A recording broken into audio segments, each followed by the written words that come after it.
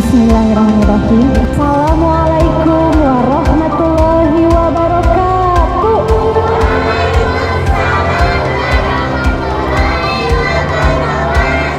Masya Allah gitu dong.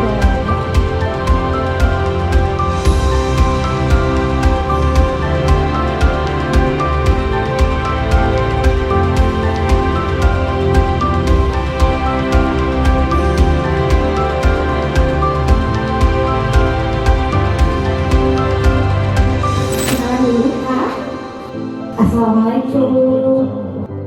Jadi di sini tuh orang-orang yang kreatif menggambar bersama hingga menghasilkan produk seperti itu.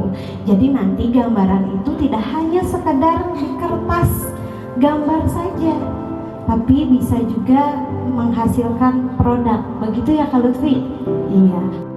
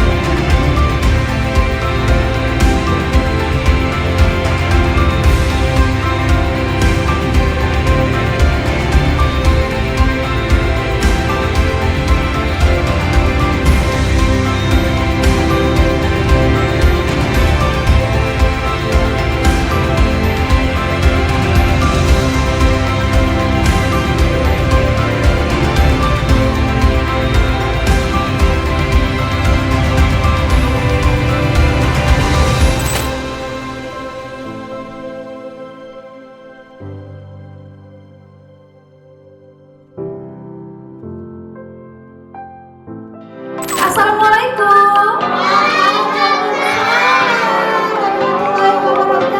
Alhamdulillah semangatnya.